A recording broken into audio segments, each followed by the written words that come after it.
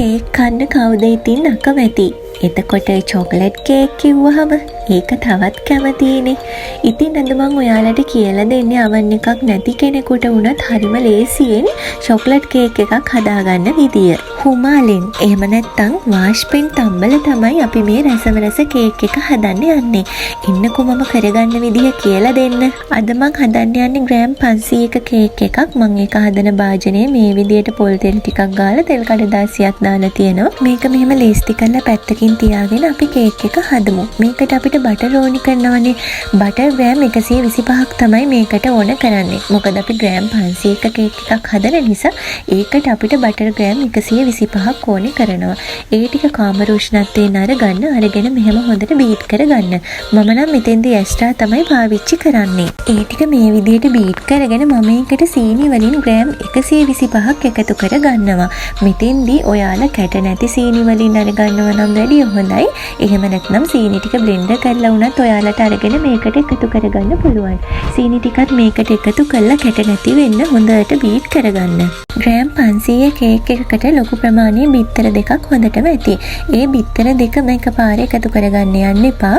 එකින් එක එකතු කරලා තමයි බීට් කරගන්න ඕනේ. ඉස්සර වෙලාවම මම මේක බිත්තරයක් එකතු කරලා ඒක බීට් කරගෙන ඊට පස්සේ තමයි අනිත් බිත්තරේ එකතු කරගන්නේ. මේ බිත්තර එකතු කරලා බීට් කරනකොට අපේ අර දිය වෙච්ච නැති සීනියට තියෙනවා නම් මේක තවදුරටත් හොඳට දිය වෙනවා. ඔයාලා මේ කේක් එක හදන්නේ ස්ටීමර් එකේ නම් මේ වෙලාවේදී ඒකේ වතුර එකක් රත් වෙන්න තියලා තියන්න. රයිස් කුකර් එකේ හදනවා නම් ඒකෙත් වතුර එකක් රත් වෙන්න මේ වෙලාවේදී ස්විච් ඔන් කරලා තියන්න. බිත්තර එකතු කරාට පස්සේ ගොඩ වෙලාවක් බීට් කරන්න යන්න එපා. විනාඩියක් විතර බීට් කරගත්තාම ඇති. ඊට පස්සේ මම මේකට එකතු කරගන්නවා වැනිලා වලින් තේ හැන්දක්. ඒකත් එකතු කරලා ඉවර වෙලා චුට්ට වෙලාවක් ආයෙම බීට් කරගන්න ඕනේ. ග්‍රෑම් 500 කේක් එකක් හදනකොට ඒකට පාන් පිටි හරි අපි ගන්න කේක් පිටි වලින් හරි ග්‍රෑම් 125ක් තමයි ඕනේ කරන්නේ. මම චොකලට් කේක් එකක් හදන නිසා පාන් පිටි වලින් ග්‍රෑම් 100ක් අරගෙන ඒකට චොකලට් පවුඩර් එහෙම නැත්නම් කොකෝ පවුඩර් වලින් මම එකතු කරනවා ග්‍රෑම් 25ක්.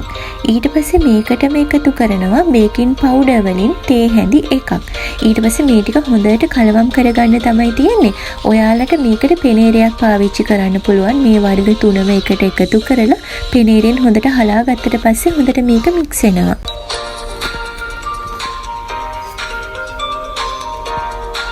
දැන් අපි අර බටර් බිත්තර සීනි හැම එකතු කරලා හදාගත්ත මිශ්‍රණයට අර පාන් පිටි ටික එකතු කරගන්න තමයි තියෙන්නේ. මෙතන ඉතින් පොඩි ප්‍රමාණයේ පිටි ටිකක් නිසා මම ඔක්කොම එකපාර එකතු කරගන්නවා. ඔයාලා කිලෝ එකක විතර කේක් එකක් හදනවා නම් මේ පිටි ටික සැරින් සැරේට එකතු කරලා කලවම් කරගන්න ඕනේ. මෙතෙන්දී ඔයාලට හැන්දක් පාවිච්චි කරන්න පුළුවන්. බීටර් කරන්න ඕන වෙන්නේ නැහැ. ආයෙම ඔයාලට මුලදිම කියන්න අමතක වුණා මේකට ඔයාලට බීටර් එකක් ඕනෙම නැහැ. මේ හැමදේම අපිට හැන්දකින් කරගන්න පුළුවන්. හරිම පහසුවේ. මෙන්න මේ පදම එනකම් මේක හොඳට හදාගත්තම හරි ඔයාලට ඕනේ නම් මේකට ෆ්‍රෙෂ් මිල්ක් මේස හැදි දෙක තුනක් උනත් එකතු කරගන්න පුළුවන්. ඒක ගැටලුවක් වෙන්නේ නැහැ. මම නම් අද කිරි එකතු කරලා නෙමෙයි හදන්නේ. දැන් මේ බැටර් එක මම අර කලින් ලේස්ති කරගත්ත කේක් තැටියට එකතු කරගන්නවා. ඒකට එකතු කරගෙන මේක මෙන්න මේ විදියට පොඩ්ඩක් තට්ටු කරන්න ඕනි. මොකද මේ කේක් එක ඇතුලේ වායු බුබුලු වගේ තියෙනවා නම් ඒවා අයින් වෙන විදියට තමයි අපි මෙහෙම ටිකක් තට්ටු කරලා ගන්නෙ. ඊට පස්සේ කේක් එකේ උඩ මේ විදිහට රැපින් කරලා අරගෙන ස්ටීමර් එකේ එහෙම නැත්නම් ඔයාලගේ රයිස් කුකර් එකේ ස්ටීම් කරන්න තියෙන කොටසේ මෙන්න මේ විදිහට කේක් එක තියාගන්න ඕනේ. තියලා ඉවර වෙලා මේක උපරිම විනාඩි 30ක් විතර යනකොට හොඳට බේක් වෙනවා. ඒ වෙලාවේදී ඔයාලට ටූත් පින් එකක් පාවිච්චි කරලා මේක තැඹිලාද කියලා බලන්න පුළුවන්.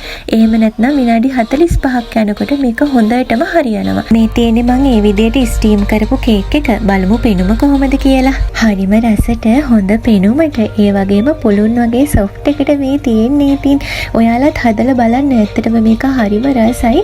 හොඳ පුළුන් වගේ සොෆ්ට් එකට ඇත්තටම තියෙනවා. ඉතින් හදලා කොහොමද කියලා මට කමෙන්ට් එකක් දාගෙන යන්න. ඒ වගේම මේ වීඩියෝ එක ලයික් කරන්න, සබ්ස්ක්‍රයිබ් කරන්නත් අමතක කරන්න එපා. ඔයාලා හැමෝටම සුබ දවසක්.